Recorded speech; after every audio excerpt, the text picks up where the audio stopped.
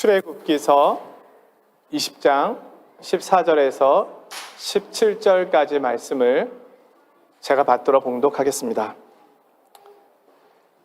간음하지 말라, 도둑질하지 말라, 내 이웃에 대하여 거짓 증거하지 말라, 내 이웃의 집을 탐내지 말라, 내 이웃의 아내나 그의 남종이나 그의 여종이나 그의 소나 그의 나귀나 무릇 내 이웃의 소유를 탐내지 말라. 아멘.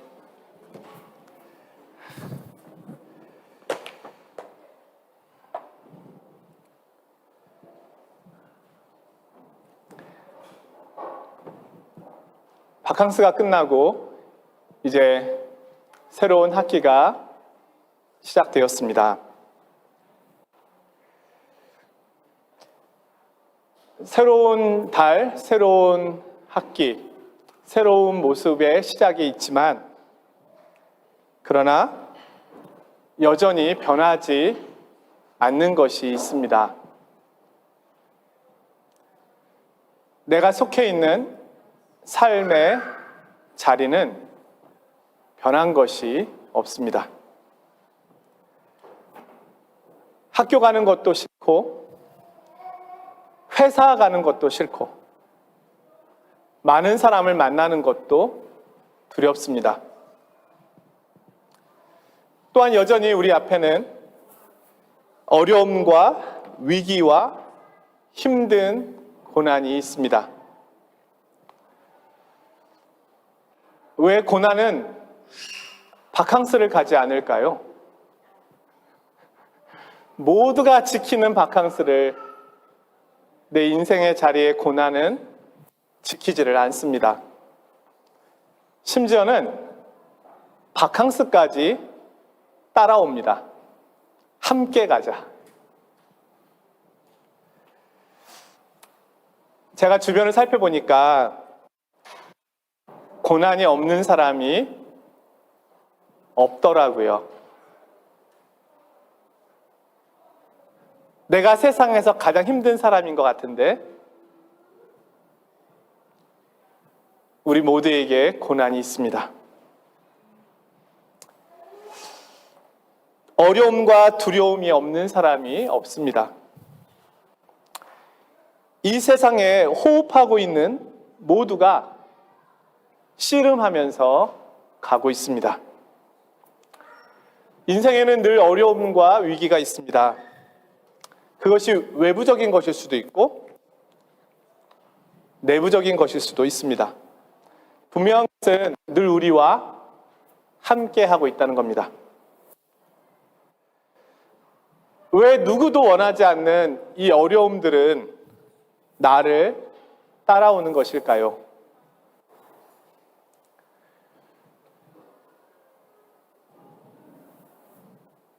그것은 세상이 그러하기 때문입니다. 성경에서 말씀하고 있는 세상은 푸른 하늘과 예쁜 꽃으로 뒤덮여 있는 파라다이스가 아닙니다.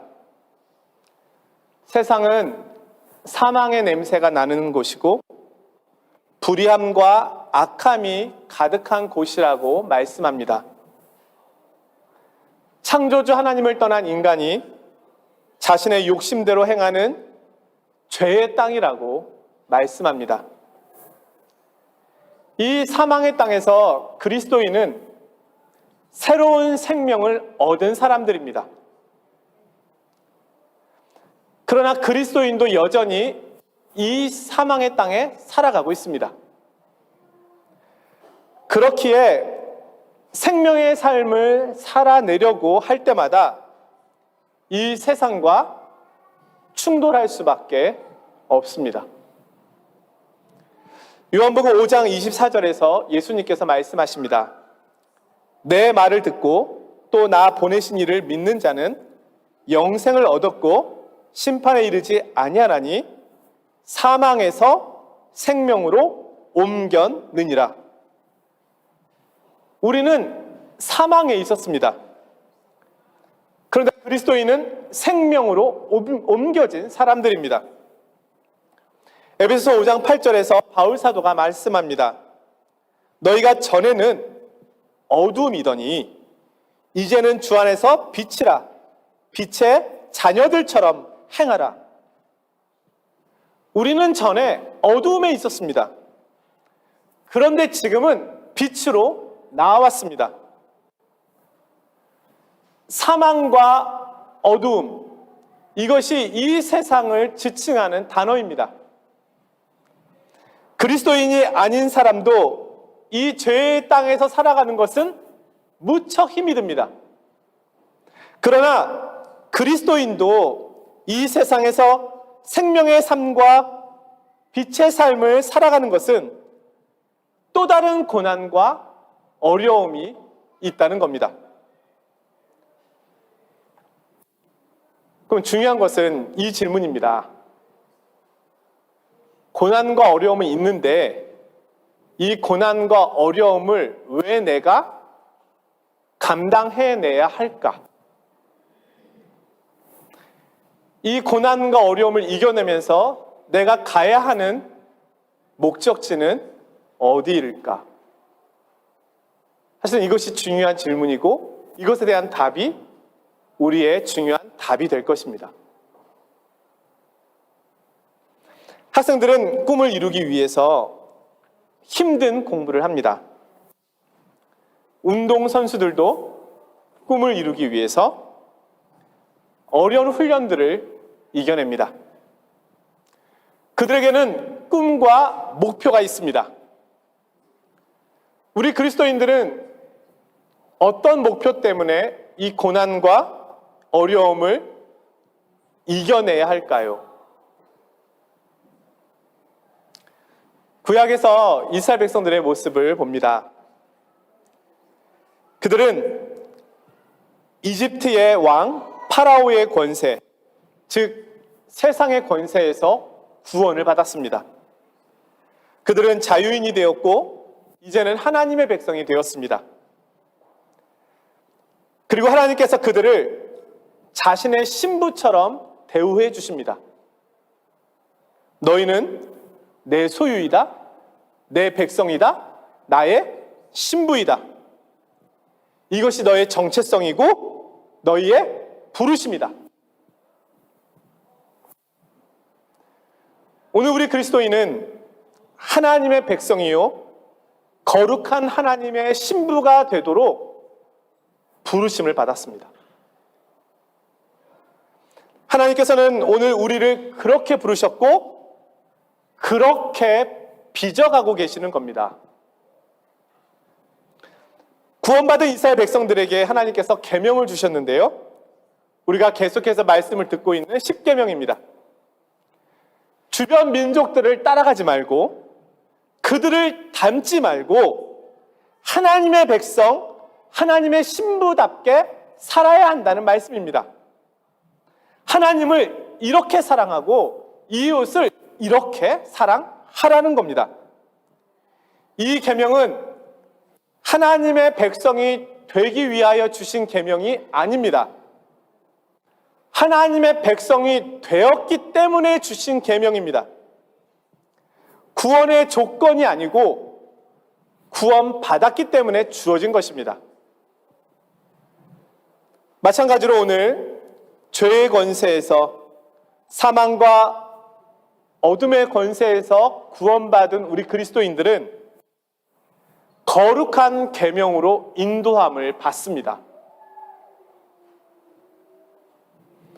하나님께서 우리를 그런 방식으로 빚어가시는 겁니다. 우리가 흠이 없고 책망할 것이 없는 자가 되도록 하나님께서 우리를 만들어 가십니다. 우리에게는 분명한 이 정체성이 있습니다. 우리는 그리스도인, 즉 그리스도께 속한 하나님의 백성이고 하나님의 자녀입니다. 그리고 교회는 하나님의 거룩한 신부입니다. 이제 9월입니다. 다시 풀어져 있었던, 느슨해져 있었던 신발끈을 단단히 매야 하겠습니다. 오늘 이 십계명의 말씀을 통해서 우리가 가야 할 방향을 다시금 바라보고 묵상하는 은혜의 시간이 되기를 원합니다. 자, 우리가 말씀을 듣고 있는 이 십계명 안에는 하나님의 성품이 담겨 있습니다. 우리가 하나님과 관계를 맺기 위해서는 우리도 그와 같은 위치에 있어야 함을 하나님께서 보여주시는 겁니다. 하나님께서 이러하시니 너희도 이러하라는 겁니다. 그래야 관계가 맺어질 수 있습니다. 하나님은 이웃에 대하여 살인하지 않습니다. 하나님은 간음하지 않으십니다. 하나님께서는 도둑질하지 않으십니다. 하나님께서는 거짓 증거를 하지 않으십니다. 그러니 너희도 이렇게 하라는 겁니다.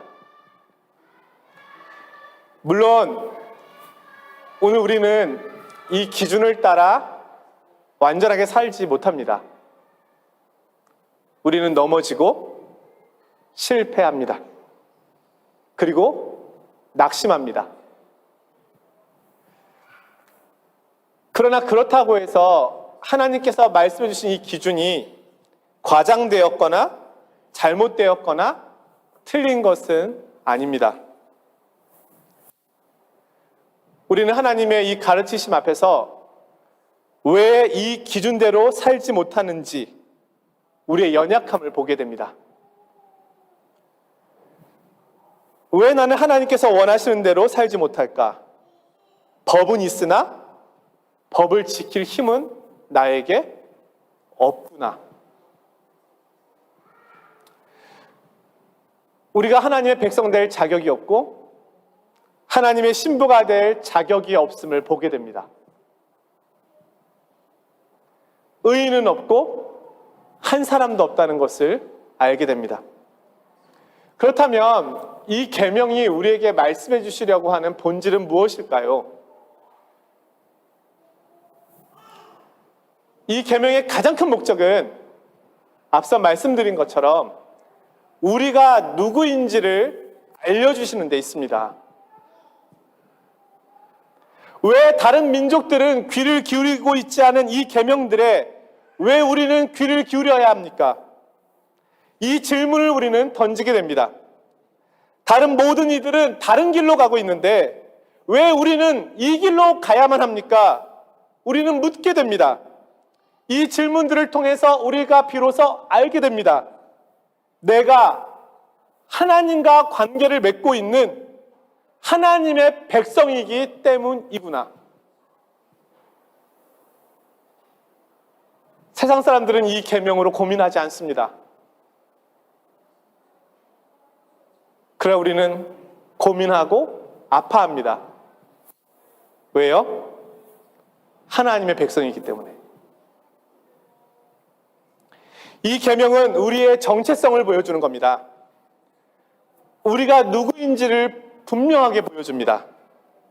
우리가 어떻게 살아야 하는지를 보여주고 계십니다. 완전하지 않아도 우리는 이 방향으로 가야 하는 겁니다. 넘어지고 실패해도 쓰러져도 우리는 이 길로 가야 합니다. 우리의 의지를 다해 이 방향으로 뛰는 겁니다. 왜요? 우리가 하나님의 백성이니까. 하나님의 자녀이니까.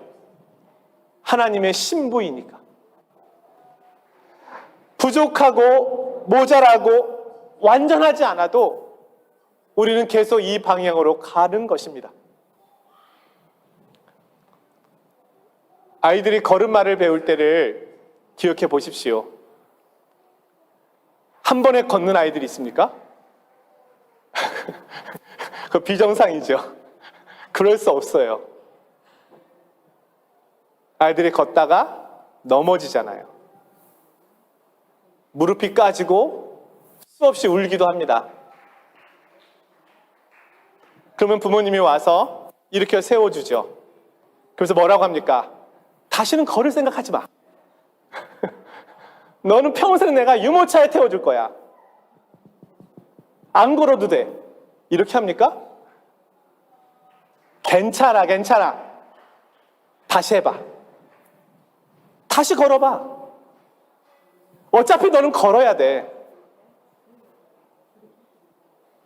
그게 너의 가야 될 길이니까.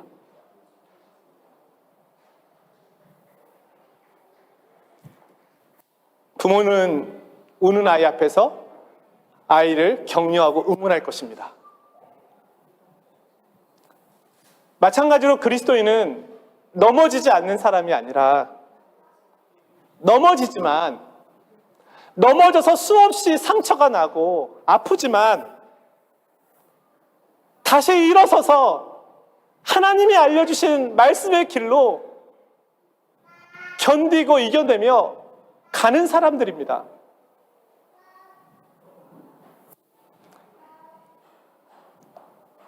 제가 서두가 좀 길었는데요. 긴 시간 휴가를 갔다 왔기 때문에 이게 서두고요. 오늘은 7계명을 보려고 합니다. 7계명은 간음하지 말라입니다. 간음은 부부 간의 혼인 약속이 깨어지는 것을 의미합니다. 이 계명은 결혼과 가정의 거룩성에 대한 그것을 보호하시려는 하나님의 의지를 나타내고 있습니다.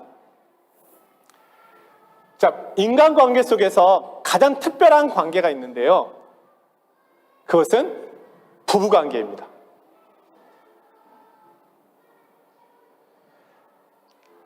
남편과 아내는 결혼을 통해서 서로 약속을 하고 맹세를 합니다. 여러분, 이런 관계 있어요? 여러분, 자녀하고 약속하고 맹세하는 거 있어요? 친구들 간에 약속하고 맹세합니까? 부부는요, 약속하고 맹세합니다. 그리고 법적으로까지 우리는 이 약속을 지키기로 맹세한 사람들입니다라고 신고합니다. 서로에게만 충성하고 서로에게만 헌신하는 맹세입니다. 좋은 친구가 있고 좋은 만남들이 우리에게 많이 있지만 수많은 하객들과 수많은 사람들의 축하를 받으면서 이런 약속을 하는 자리는 부부관계밖에 없습니다. 평생의 검은 머리가 팥뿌리가 될 때까지 기쁠 때나 슬플 때나 건강할 때나 아플 때나 병들었을 때나 오직 한 사람만을 가장 사랑하고 귀히 여기며 그렇게 섬겨줄 것을 맹세합니까? 이 맹세에 대한 약속을 한 사람들이 바로 부부입니다.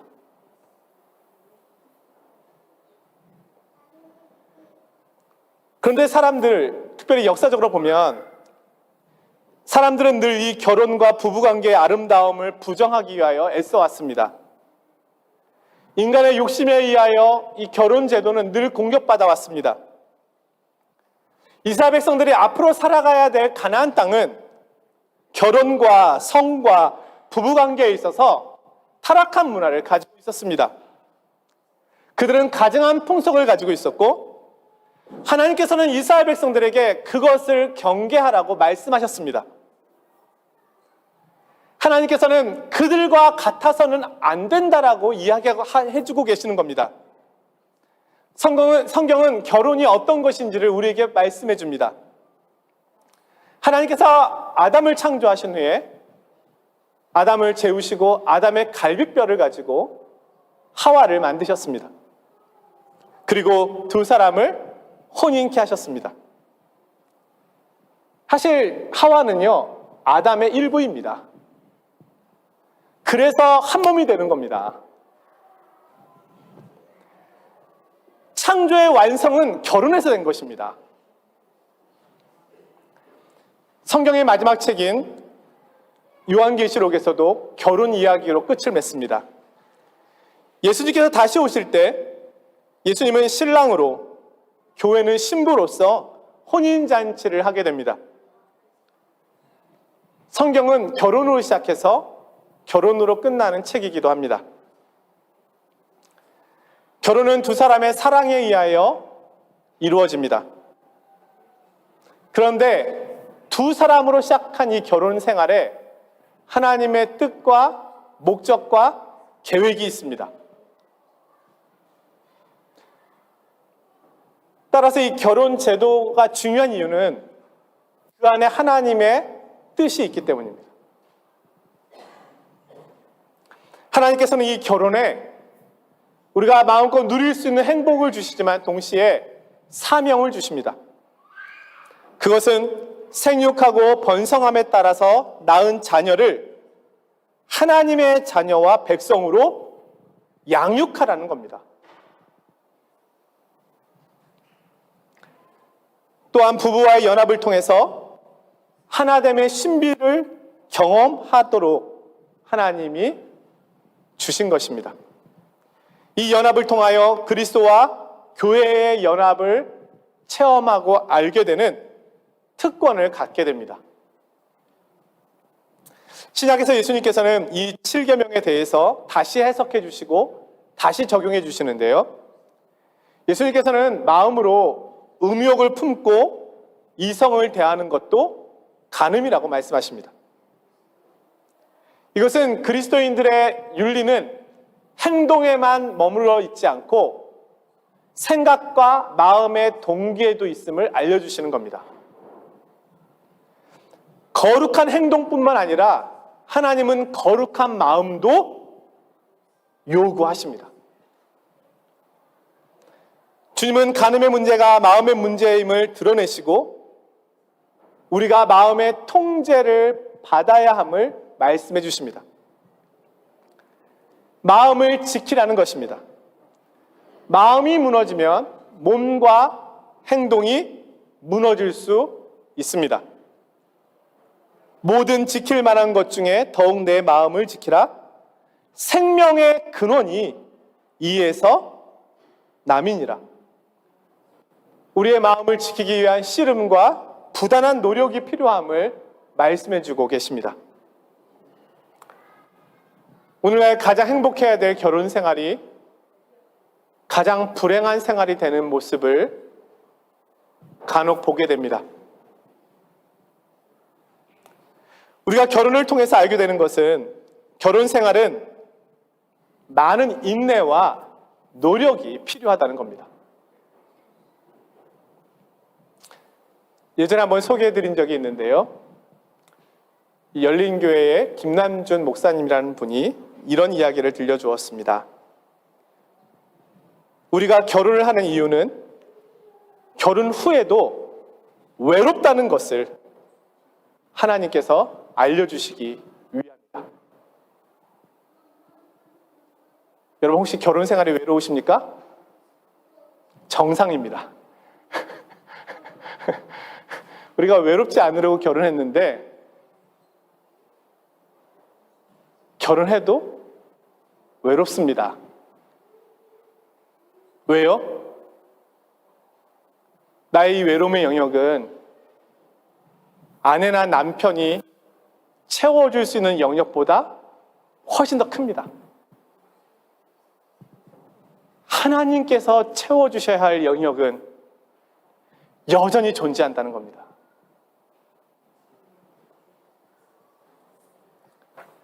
그래서 우리는 완전한 아내나 완전한 남편을 찾을 수 없습니다.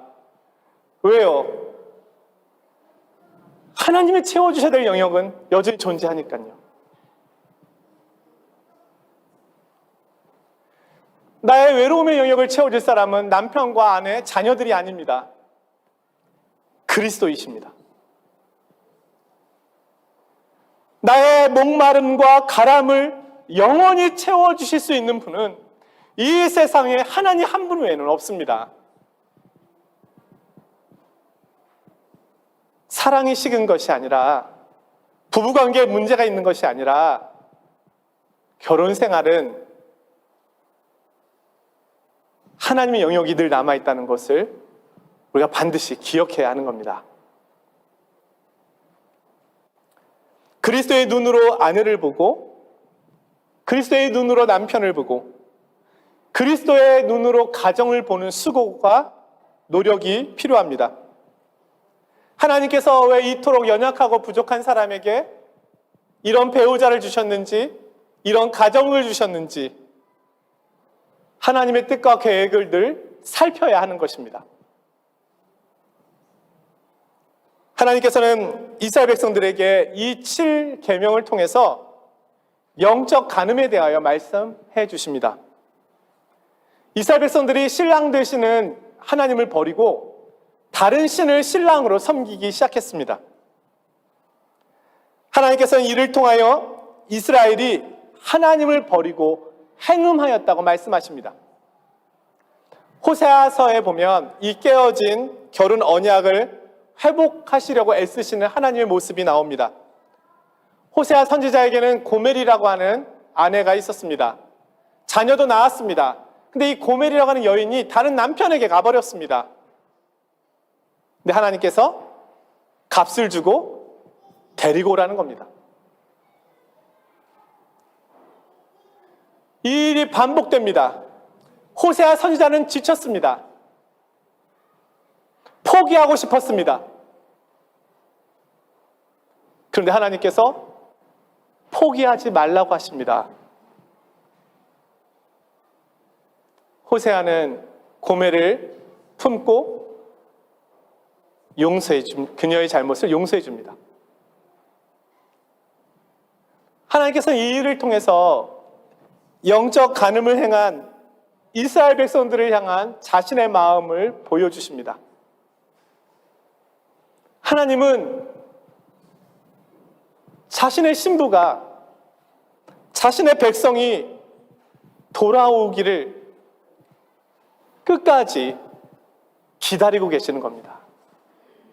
버리지 않으시고 포기하지 않으시고 값을 치르셔서라도 나의 신부가 회복되기를 기다리고 계시는 겁니다.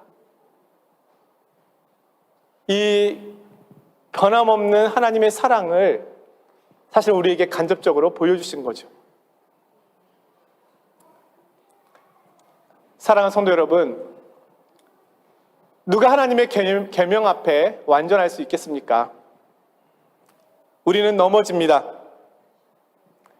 그러나 포기해서는 안 됩니다. 왜냐하면 하나님이 나를 포기하지 않으시기 때문입니다. 여러분들이 자녀를 포기하시겠습니까? 남들은 비웃을 수 있습니다. 그러나 우리는 세상이 가는 길로 가지 않습니다. 삶의 자리가 녹록지 않고 만만치 않습니다. 또 그리스도인도 연약합니다. 그러나 우리는 하나님의 백성입니다. 나는 누구입니까? 나는 하나님의 백성입니다.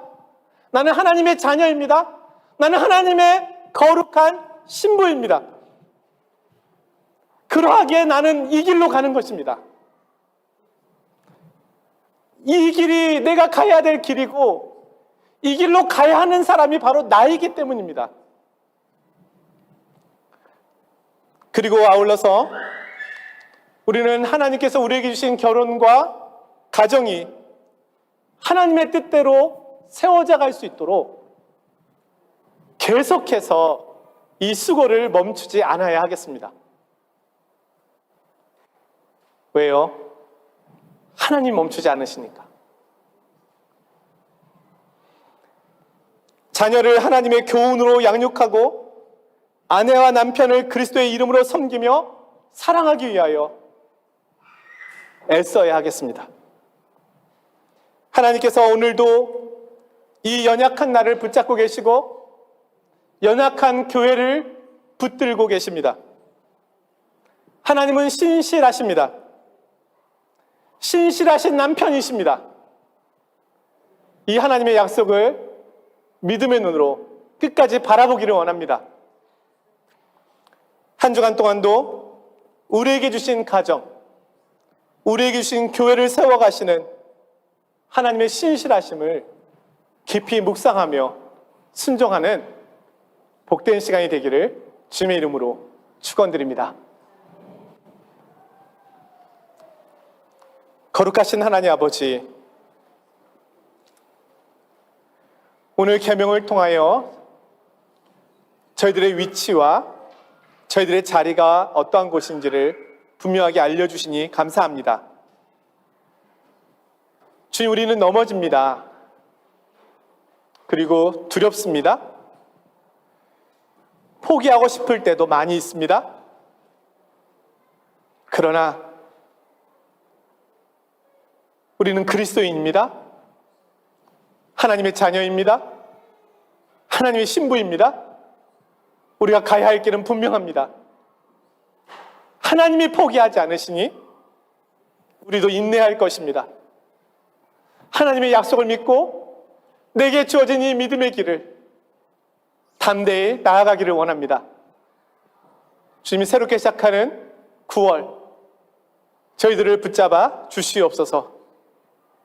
저희들 속에 있는 두려움과 염려를 물리쳐 주시고 하나님의 약속을 바라보며 믿음의 경주를 힘써 달려가는 저희들이 되게 하여 주시옵소서. 연약한 지체들을 위로하여 주시고 넘어져 있는 지체들을 일으켜 세워주시고 함께 힘을 모아 표대를 향하여 나아가는 이 9월이 되게 하옵소서. 예수 그리스도의 이름으로 기도드리옵나이다. 아멘.